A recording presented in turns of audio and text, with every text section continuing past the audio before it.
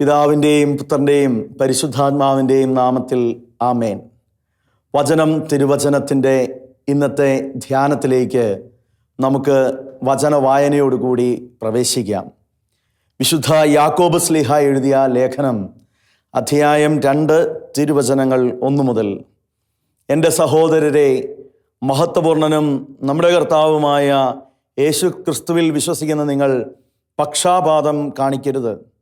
നിങ്ങളുടെ സംഘത്തിലേക്ക് സ്വർണ്ണ മോതിരമണിഞ്ഞ് മോടിയുള്ള വസ്ത്രം ധരിച്ച ഒരുവനും മുഷിഞ്ഞ വസ്ത്രം ധരിച്ച ഒരു ദരിദ്രനും പ്രവേശിക്കുന്നുവെന്നിരിക്കട്ടെ. നിങ്ങൾ മോടിയായി വസ്ത്രം ധരിച്ചവനെ നോക്കി ഇവിടെ സുഖമായി ഇരിക്കുക എന്ന് പറയുന്നു. പാവപ്പെട്ടവനോട് അവിടെ നിൽക്കുക എന്നോ എൻ്റെ പാദപീഠത്തിനടുത്ത് ഇരിക്കുക എന്നോ പറയുന്നു. അപ്പോൾ നിങ്ങൾ നിങ്ങളിൽ തന്നെ വിവേചനം കാണിക്കുകയും ദുഷ്ടവിചാരങ്ങൾ പുലർത്തുന്ന വിധികർത്താക്കളാവുകയും അല്ലേ ചെയ്യുന്നത്? എൻ്റെ പ്രിയ സഹോദരരെ, ശ്രവിക്കുവിൻ. തന്നെ സ്നേഹിക്കുന്നവർക്ക് വാഗ്ദാനം ചെയ്ത രാജ്യത്തിലെ അവകാശികളും വിശ്വാസത്തിൽ സമ്പന്നരുമായി ദൈവം തിരഞ്ഞെടുത്തത് ലോകത്തിലെ പാവപ്പെട്ടവരെ അല്ലേ?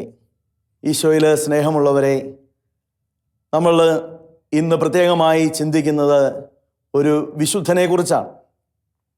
1495 പോർച്ചുഗലിൽ ജനിച്ച് 1550 സ്പെയിനിൽ മരിച്ച വിശുദ്ധനായ ജോണിനെ കുറിച്ച്.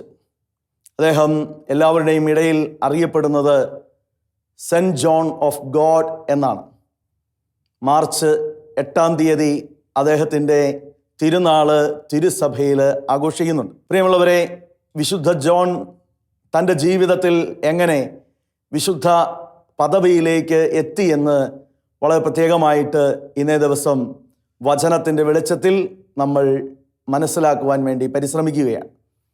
1886 ലെയോ 13 മാർപ്പാപ്പ അദ്ദേഹത്തെ രോഗികളുടെയും അതുപോലെ തന്നെ രോഗികളെ ശുശ്രൂഷിക്കുന്നവരുടെയും ഒക്കെ മധ്യസ്ഥനായി പ്രഖ്യാപിക്കുക.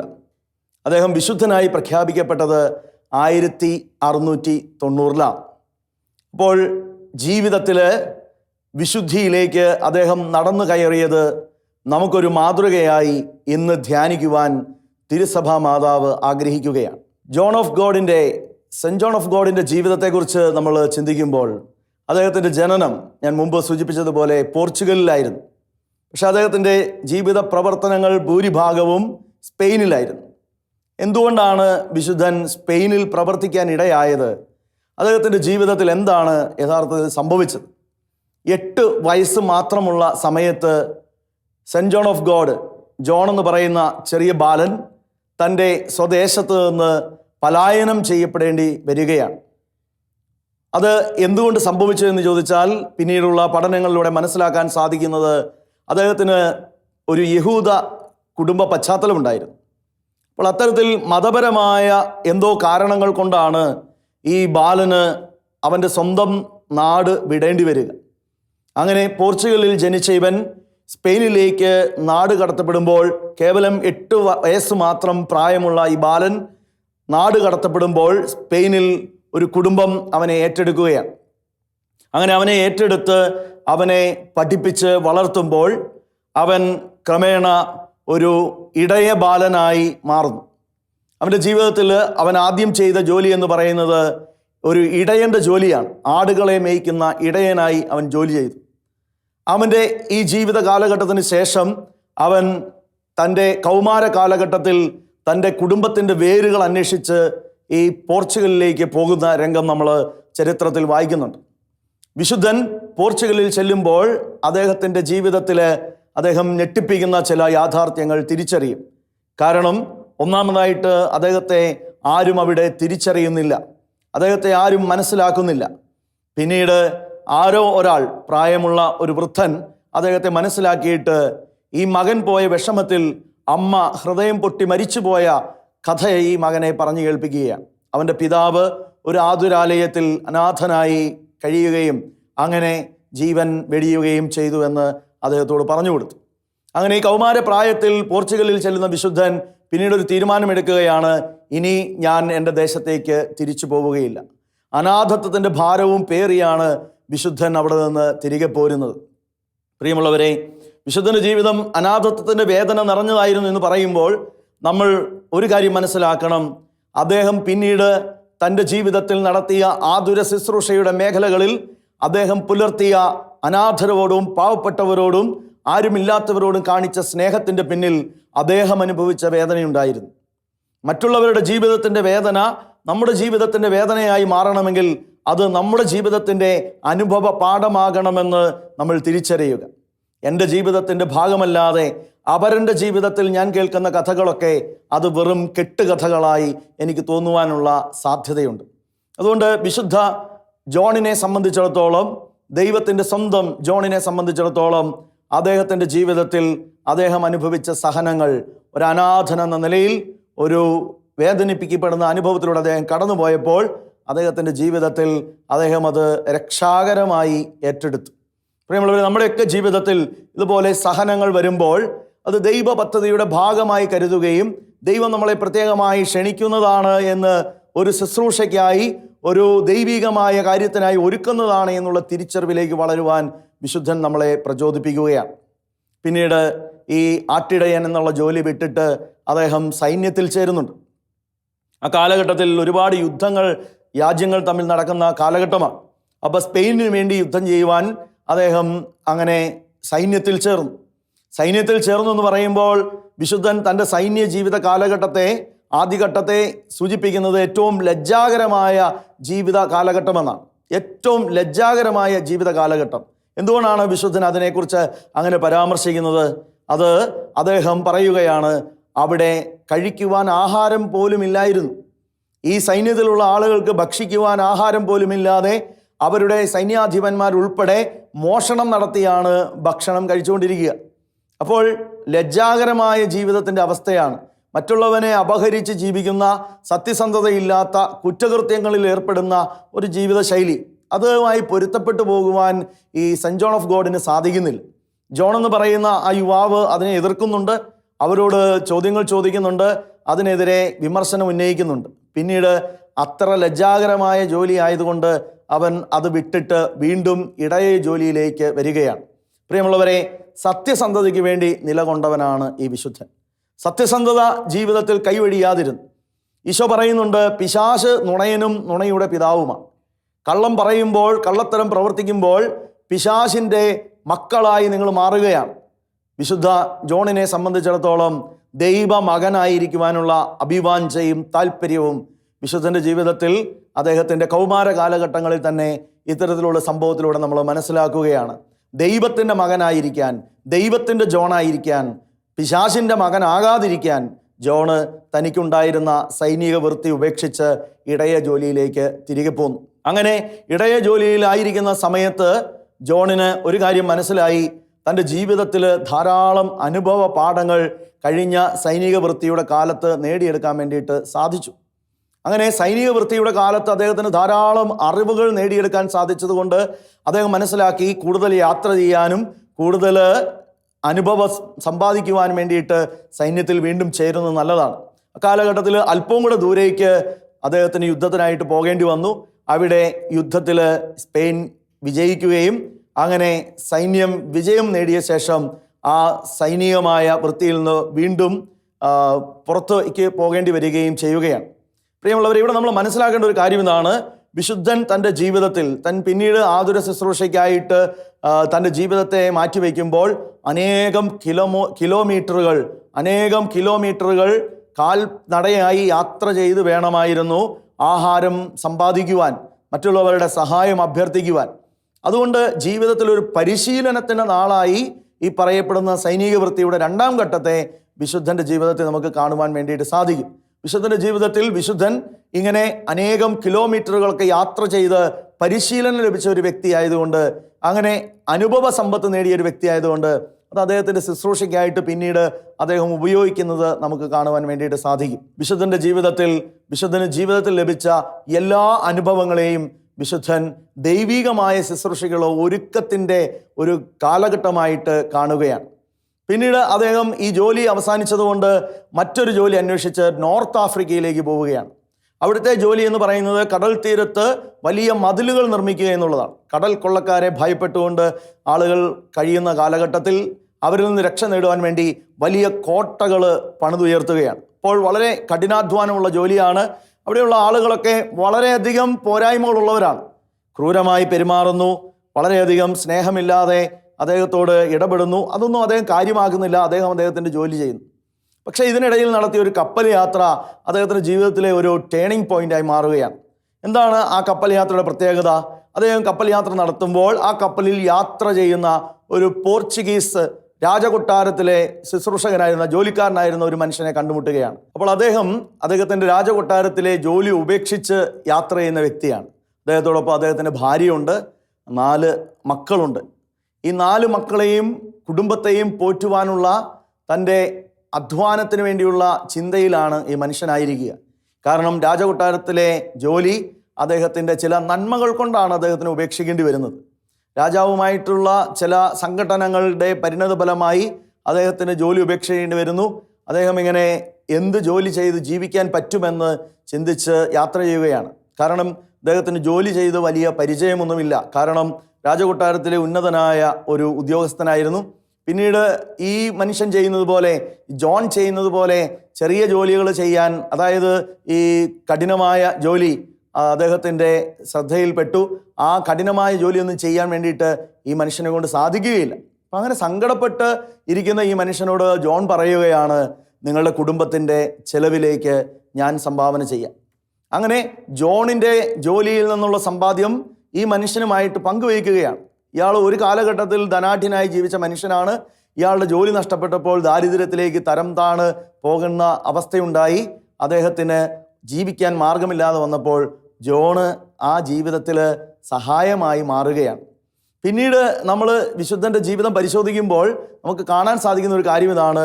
വിശുദ്ധ ജോൺ ഓഫ് ഗോഡ് അദ്ദേഹത്തിൻ്റെ ജീവിതത്തിൽ ഈ ഒരു ശുശ്രൂഷ ധാരാളം ചെയ്യുന്നുണ്ട്.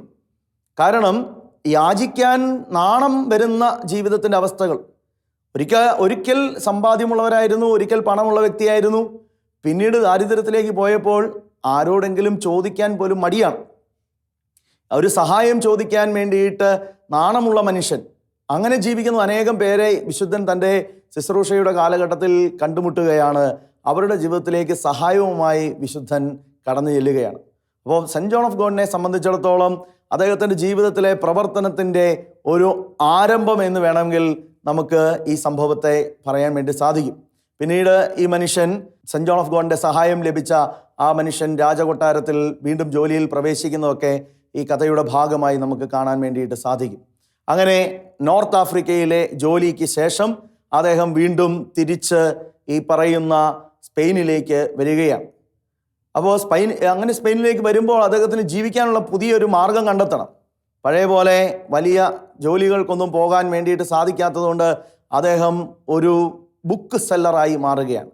അങ്ങനെ ബുക്കുകൾ വിൽക്കാൻ വേണ്ടിയിട്ട് പലയിടങ്ങളിൽ അലഞ്ഞു തിരിയുന്ന ഒരു വ്യക്തിയായി ഈ ജോൺ മാറി. അങ്ങനെ ജോണിൻ്റെ ജീവിതത്തിൽ അദ്ദേഹം കുറേ നാളുകൾ അങ്ങനെ അലഞ്ഞു തിരിഞ്ഞു. അതിനുശേഷം ഈ സ്പെയിനിലെ ഗ്രനാഡ എന്ന് പറയുന്ന സ്ഥലത്ത് അദ്ദേഹം ഒരു സെറ്റിൽമെൻറ്റ് നടത്തുകയാണ്. അങ്ങനെ സെറ്റിൽമെൻറ്റ് നടത്തി അദ്ദേഹം അവിടെ സമാധാനപൂർണമായി ജീവിക്കാൻ വേണ്ടിയിട്ടുള്ള സാഹചര്യം ഉണ്ടായിരുന്നു. പക്ഷേ സമാധാനപരമായി അദ്ദേഹത്തിൻ്റെ മനസ്സിന് ആയിരിക്കാൻ സാധിക്കുന്നില്ല. എന്താണ് അദ്ദേഹത്തിൻ്റെ മനസ്സിന് സംഭവിച്ചത്? അദ്ദേഹം കഴിഞ്ഞ കാലഘട്ടത്തിൽ തൻ്റെ ജീവിതത്തിൽ സംഭവിച്ച കാര്യങ്ങളെക്കുറിച്ചൊക്കെ ചിന്തിക്കാൻ തുടങ്ങി. അവിടെ കണ്ടുമുട്ടിയ പാവപ്പെട്ടവരുടെ മുഖമൊക്കെ അയാളുടെ മനസ്സിലൂടെ കടന്നു പോവുകയാണ്. അപ്പോൾ സ്വസ്ഥമായി തൻ്റെ കാര്യം നോക്കി ജീവിക്കാൻ സാധിക്കുന്ന ഒരു സാഹചര്യം ഉണ്ടായിട്ടും വിശുദ്ധന് അങ്ങനെ സ്വസ്ഥമായി ഇരിക്കാൻ പറ്റുന്നില്ല. പ്രിയമുള്ളവരെ, സ്വസ്ഥമായി ഇരിക്കാനുള്ള എല്ലാ സാഹചര്യം ഉള്ളപ്പോഴും സ്വസ്ഥമാകാൻ പറ്റാത്ത ഒരു മനസ്സ് ഈ ജോണിൽ രൂപപ്പെടുന്നത് നമ്മുടെയൊക്കെ ജീവിതത്തിലെ ഒരു അനിവാര്യതയാണ്. ചുറ്റുപാടുകളിൽ നമ്മൾ അനേകം പേരെ ആവശ്യമുള്ളവരായി കാണുമ്പോഴും നമ്മുടെ ജീവിതത്തിൻ്റെ കംഫർട്ട് സോണുകളിൽ കഴിയാൻ വേണ്ടിയിട്ട് നമ്മൾ ആഗ്രഹിക്കുന്നു. വിശുദ്ധ ജോണിൻ്റെ ജീവിതത്തിൽ അങ്ങനെ കംഫർട്ട് സോണിൽ കഴിയാൻ അദ്ദേഹത്തിന് സാധിക്കുമായിരുന്നെങ്കിലും അദ്ദേഹത്തിൻ്റെ മനസ്സിൽ പാവപ്പെട്ടവനെക്കുറിച്ചുള്ള ചിന്ത ഉണ്ടായി തുടങ്ങി. ഇങ്ങനെയുള്ള ചിന്തയുമായിട്ട് നടക്കുന്ന സമയത്താണ് ആ കാലഘട്ടത്തിൽ സ്പെയിനിലെ ഏറ്റവും വലിയ വിശുദ്ധനാണ് സെൻറ്റ് ജോൺ ഓഫ് ആവിലയിലെ വിശുദ്ധ ജോൺ. ഇദ്ദേഹവുമായിട്ട് പരിചയപ്പെടാനിടയായി. ആ പരിചയം ഈ പാവപ്പെട്ടവരെ സഹായിക്കാനുള്ള ചില നീക്കങ്ങളിൽ അദ്ദേഹത്തിന് സഹായമാവുകയും ചെയ്യുന്നുണ്ട്. പക്ഷേ ഈ ജോൺ ഓഫ് ആവിലയെ കണ്ടുമുട്ടുന്ന സമയത്ത് അദ്ദേഹത്തിൻ്റെ ജീവിതത്തിൽ ഒരു പ്രധാനപ്പെട്ട സംഭവം അരങ്ങേറുകയാണ്. അതായത് നഗരത്തിലെ ഒരു ദേവാലയത്തിൽ വിശുദ്ധ സെബസ്ത്യാനോസിൻ്റെ തിരുനാളിന് ഈ ജോൺ ഓഫ് ഗോഡ് പോവുകയാണ്. അങ്ങനെ ജോൺ ഓഫ് ഗോഡ് പോയി അവിടെ ഇരുന്ന് ആ പ്രസംഗം കേട്ടുകൊണ്ടിരിക്കുമ്പോൾ ദൈവവചനം ഈ മനുഷ്യനെ സ്വാധീനിച്ചു. പെട്ടെന്ന് തന്നെ ഇയാൾ പ്രതികരിക്കാൻ തുടങ്ങുകയാണ്. ദൈവിക വചനം തൻ്റെ ജീവിതത്തിലേക്ക് വന്നപ്പോൾ തൻ്റെ ജീവിതത്തിൻ്റെ സാധാരണ മേഖലകളിൽ എങ്ങനെ പ്രവർത്തിച്ചു, സെബസ്ത്യാനോസിൻ്റെ ജീവിതം എങ്ങനെയായിരുന്നു എന്നൊക്കെ ഈ ആവിലയിലെ വിശുദ്ധ ജോൺ പ്രസംഗിച്ചുകൊണ്ടിരിക്കുന്ന സമയത്ത് തന്നെ ഈ കേൾവിക്കാരനായ നമ്മുടെ സെൻറ്റ് ജോൺ ഓഫ് ഗോഡിന് ചില മാനസികമായ വിഭ്രാന്തിയുടെ ലക്ഷണങ്ങൾ കാണിക്കുകയാണ്. ആളുകളെല്ലാം ഭയപ്പെടാൻ തുടങ്ങി. ഇയാൾക്ക് എന്താണ് സംഭവിച്ചത്? ശാന്തനായിരിക്കുന്ന ഒരു ചെറുപ്പക്കാരനായിട്ടാണ് ഇയാളെ പലപ്പോഴും കണ്ടിട്ടുള്ളത്. പക്ഷേ ഇതാ നോക്കുമ്പോൾ ഇയാൾ ഒരുതരം പ്രേതബാധ ഏറ്റതുപോലെ പെരുമാറാൻ തുടങ്ങുന്നു. അങ്ങനെ കാറുന്നു, കൂവുന്നു, ആളുകളെല്ലാം ഇയാളെ ശ്രദ്ധിക്കുന്നു, വലിയ ശബ്ദം ഉണ്ടാകുന്നു. അങ്ങനെ ജോൺ തന്നെ പള്ളിയിൽ നിന്ന് പുറത്തേക്ക് ഇറങ്ങുന്നു. അങ്ങനെ പള്ളിയിൽ നിന്ന് പുറത്തേക്ക് ഇറങ്ങി ജോൺ അവിടെയും ഇത് തുടരുകയാണ്. ഈ വിഭ്രാന്തിയുടെ ലക്ഷണങ്ങൾ തുടരുകയാണ്. വിഭ്രാന്തിയുടെ ലക്ഷണങ്ങൾ തുടർന്നു നിന്നപ്പോൾ ഈ പ്രസംഗത്തിന് ശേഷം അല്ലെങ്കിൽ ദേവാലയത്തിലെ ശുശ്രൂഷകൾക്ക് ശേഷം ഈ പറയുന്ന ആവിലയിലെ വിശുദ്ധ ജോൺ ഇവനെ സഹായിക്കുന്നുണ്ട് അതിൽ ഒന്ന് ശാന്തനാകാൻ വേണ്ടി. അല്പസമയത്തേക്ക് ശാന്തത ഉണ്ടായെങ്കിലും ആ ശാന്തത അധിക സമയത്തേക്ക് നീളുന്നില്ല. വീണ്ടും ഇവൻ ഈ വിഭ്രാന്തികൾ കാണിക്കുമ്പോൾ അവിടെയുള്ള കുറച്ച് നല്ല മനുഷ്യർ ഇവനെ പിടിച്ചുകൊണ്ട് പോയി അവിടെയുള്ള ഒരു ആശുപത്രിയിലാക്കുകയാണ്. ആ ആശുപത്രിയുടെ പേര് റോയൽ ഹോസ്പിറ്റൽ എന്നാണ്. റോയൽ ഹോസ്പിറ്റൽ അങ്ങനെ രാജാവിൻ്റെ സഹായത്തോടു കൂടിയൊക്കെ പണിതുയർത്തപ്പെട്ട ഒരു ഹോസ്പിറ്റലാണ്. പക്ഷേ ഈ കാലഘട്ടത്തിൽ റോയൽ ഹോസ്പിറ്റൽ എന്നുള്ള പേര് മാത്രമേ ഉള്ളൂ. സെൻറ്റ് ജോൺ ഓഫ് ഗോഡ് അവിടെ അംഗമായി മാറുമ്പോൾ അവൻ കാണുന്നത് അതിക്രൂരമായ പീഡനത്തിൻ്റെ, മാനസികമായ വൈകല്യമുള്ളവരെ അതിക്രൂരമായി പീഡിപ്പിക്കുന്നതിൻ്റെ രംഗങ്ങളാണ്. അകമേ ശുചിത്വമില്ലാത്ത അവസ്ഥകൾ, വേണ്ടത്ര ശുശ്രൂഷ ലഭിക്കാത്ത മേഖലകൾ, ഇതെല്ലാം അവിടെയുണ്ട്. അങ്ങനെ കുറേയധികം പ്രശ്നങ്ങളുടെ നടുവിലാണ് ഈ ജോണിനെ അവിടെ അഡ്മിറ്റ് ചെയ്യുന്നത്. ഇപ്പോൾ ജോൺ ഇതെല്ലാം കാണുന്നു. പാവപ്പെട്ടവരോട് കാണിക്കുന്ന അവഗണന, മനുഷ്യൻ്റെ മഹത്വത്തിന് വില നൽകാത്ത പ്രവർത്തനങ്ങൾ, മനുഷ്യൻ്റെ മഹത്വത്തിന് വില നൽകാത്ത പ്രവർത്തനങ്ങൾ ജോണിനെ അസ്വസ്ഥപ്പെടുത്തി. ശരിക്കും പറഞ്ഞു കഴിഞ്ഞാൽ ജോണിൻ്റെ അസുഖം മാറുമ്പോൾ, ജോണിൻ്റെ ജീവിതത്തിൽ ജോൺ കാണിച്ച വിഭ്രാന്തിയുടെ ലക്ഷണങ്ങളെല്ലാം മാറി ജോൺ പുറത്തേക്ക് സ്വാതന്ത്ര്യത്തോടു കൂടി ഇറങ്ങി നടക്കാൻ തുടങ്ങുമ്പോൾ ജോണിൻ്റെ ജീവിതത്തിലെ മറ്റൊരു അസ്വസ്ഥത എന്ന് പറയുന്നത് മനുഷ്യരോട് കാണിക്കുന്ന ഇത്തരത്തിലുള്ള അവഗണനയെക്കുറിച്ചുള്ള ചിന്തയായിരുന്നു. അതായത് ആതുര ശുശ്രൂഷയുടെ മേഖലകളിൽ കാണിക്കുന്ന അതിക്രൂരമായ പ്രവർത്തന ശൈലികൾ. രോഗികളെ വേണ്ട വിധം ശുശ്രൂഷിക്കുന്നില്ല, രോഗികൾക്ക് വേണ്ട വിധം ഭക്ഷണം കൊടുക്കുന്നില്ല, രോഗികളെ എല്ലാവരെയും ഒരുമിച്ച് കൂട്ടിയിട്ടിരിക്കുന്നു. അവരുടെ ജീവിതത്തിൽ അവരുടെ അസ്വസ്ഥതകളുടെ മേഖലകളിൽ അവർക്ക് ആശ്വാസം പകരുന്നില്ല. ജോൺ അവിടെ ജോലി ചെയ്യുന്നവരോടൊക്കെ ചോദിക്കുന്നുണ്ട്, നിങ്ങൾക്ക് ഇങ്ങനെ ഇവരെ മർദ്ദിക്കുന്നതിനും ഇങ്ങനെ ഇവരെ ശിക്ഷിക്കുന്നതിനും പകരം അല്പം ആശ്വാസം അവർക്ക് പകർന്നു കൊടുത്തുകൂടെ എന്നൊക്കെ ജോൺ ചോദിക്കുന്നുണ്ട്. പിന്നീട് ജോൺ ഈ റോയൽ ഹോസ്പിറ്റലിൻ്റെ ഇടുങ്ങിയ മുറിയിൽ നിന്നും പുറത്തേക്ക് ഇറങ്ങുമ്പോൾ ജോണിൻ്റെ മനസ്സിൽ ഒരാഗ്രഹമേ ഉണ്ടായിരുന്നുള്ളൂ, ഈ പാവപ്പെട്ട മാനസികമായി വിഷമത അനുഭവിക്കുന്ന ആരോരുമില്ലാത്ത ആളുകൾക്ക് ഒരാശ്രയ സങ്കേതം ഒരുക്കുക. അതിനു വേണ്ടിയിട്ട് ജോൺ തൻ്റെ ജീവിതത്തിൽ തൻ്റെ പ്രവർത്തനങ്ങൾ മാറ്റിവെക്കുകയാണ്. പ്രിയപ്പെട്ട സഹോദരങ്ങളെ, ജോൺ ശരിക്കും ക്രിസ്തുബാധയേറ്റ മനുഷ്യനാണ്. നമ്മൾ പലപ്പോഴും പ്രേതബാധയായിട്ടാണ് ഈ മനുഷ്യൻ്റെ പ്രവർത്തനത്തെ കാണാൻ സാധ്യത.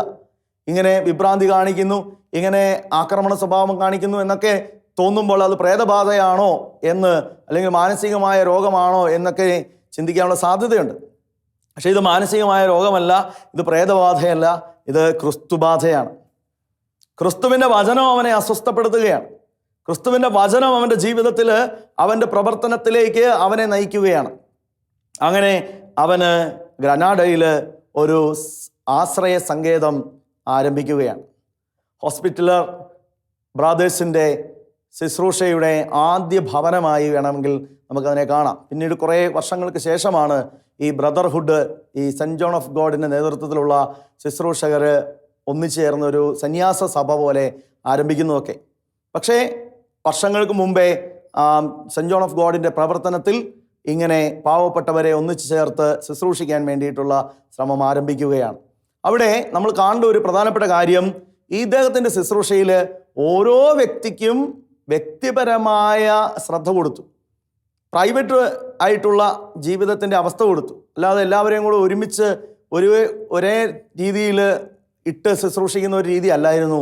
മറിച്ച് ഓരോരുത്തർക്കും പ്രത്യേകമായ രീതിയിൽ ശ്രദ്ധ കൊടുത്ത്, അവർക്ക് വേണ്ട ശുശ്രൂഷകൾ കൊടുത്ത്, അവർക്ക് നല്ല ആഹാരം കൊടുത്ത്, അവർക്ക് ആവശ്യമായ മരുന്ന് കൊടുത്ത്, അവരെ സന്ദർശിച്ച് അവരോട് സംസാരിച്ച്, അങ്ങനെ വളരെയധികം ശ്രദ്ധ ഓരോ വ്യക്തിക്കും കൊടുക്കുന്ന ഒരു ശുശ്രൂഷയായി ഈ സെൻറ്റ് ജോൺ ഓഫ് ഗോഡ് ആ ശുശ്രൂഷയെ മാറ്റുകയാണ്.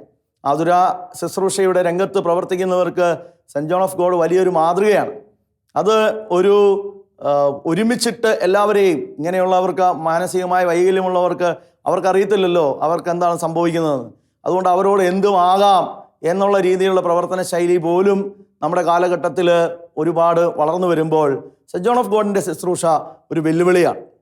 യഥാർത്ഥത്തിൽ ഈ പാവപ്പെട്ട മനുഷ്യരെ കാണുമ്പോൾ അവർക്ക് വ്യക്തിപരമായ ശുശ്രൂഷ കൊടുക്കുവാൻ വേണ്ടിയിട്ട്, അങ്ങനെ വ്യക്തിപരമായ ശുശ്രൂഷ കൊടുത്തുകൊണ്ട് ആ രോഗികളെ അദ്ദേഹം പരിപാലിച്ച് കൊണ്ടുപോകുമ്പോൾ അനേകർ അദ്ദേഹത്തിന് സഹായവുമായിട്ട് വരുന്നുണ്ട്. പാവപ്പെട്ടവരെ സഹായിക്കാൻ വേണ്ടിയിട്ട് ഇറങ്ങിത്തിരിക്കുന്ന സെൻറ്റ് ജോൺ ഓഫ് ഗോഡിൻ്റെ കൈകളിലേക്ക് സമ്പത്ത് ഒഴുകിയെത്തുകയാണ്.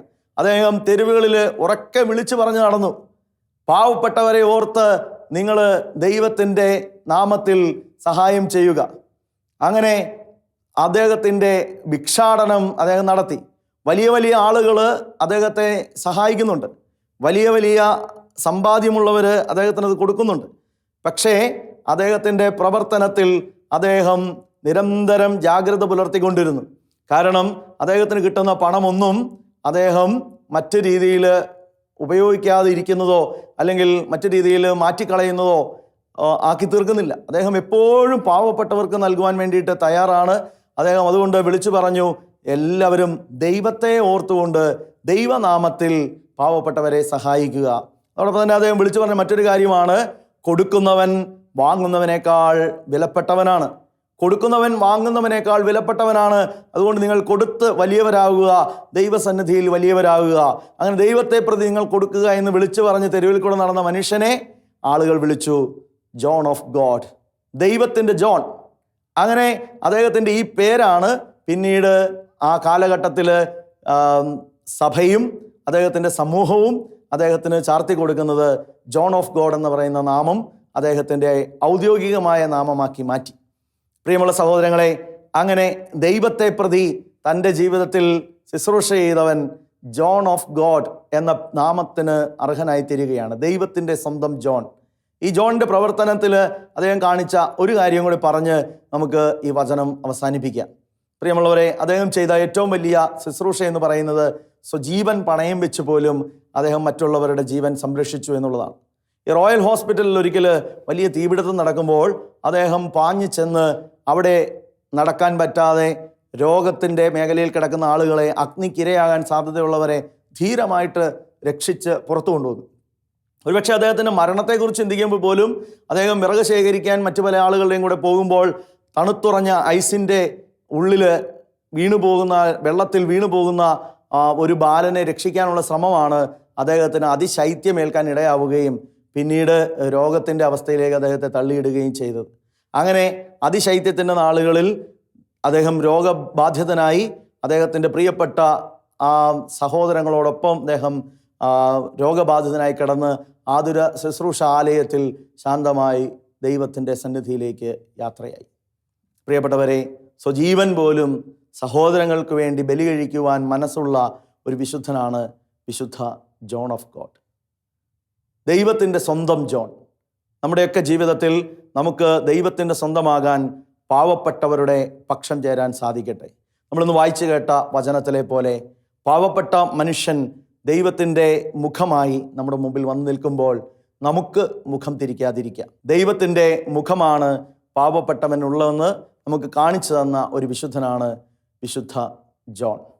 അപ്പോൾ അതുകൊണ്ട് ഇന്ന് നമുക്ക് പ്രാർത്ഥിക്കാം, ഇദ്ദേഹത്തെ പോലെ തീഷ്ണതയോടുകൂടി അനേകം പാവപ്പെട്ടവരെ, അർഹരായവരെ സഹായിക്കാനുള്ള തീഷ്ണത ഞങ്ങൾക്ക് നൽകണമേ എന്ന് നമുക്ക് ഒരു നിമിഷം പ്രാർത്ഥിക്കാം. പിതാവും പുത്രനും പരിശുദ്ധാത്മാവുമായ തൃത്വൈക ദൈവമേ, അങ്ങ് ഞങ്ങൾ ആരാധിക്കുകയും സ്തുതിക്കുകയും ചെയ്യുന്നു. ഞങ്ങളുടെ ശുശ്രൂഷയുടെ വഴികളിൽ ഞങ്ങൾക്ക് കൂടുതൽ തീഷ്ണത നൽകണമേ. പാവപ്പെട്ടവരോടൊപ്പമായിരിക്കുന്ന ഞങ്ങളുടെ ജീവിതത്തിൻ്റെ വഴികളിൽ അവരെ കണ്ട് മുഖം തിരിച്ചു കളയാതെ അവരെ ആത്മാർത്ഥമായി സഹായിക്കുവാൻ ഞങ്ങൾക്ക് കൃപ തരണമേ. പരിശുദ്ധ അമ്മേ മാതാവേ, ഞങ്ങൾക്കായി പ്രാർത്ഥിക്കണമേ. നിത്യം പിതാവും പുത്രനും പരിശുദ്ധാത്മാവുമായ സർവേശ്വര എന്നേക്കും ആമേൻ.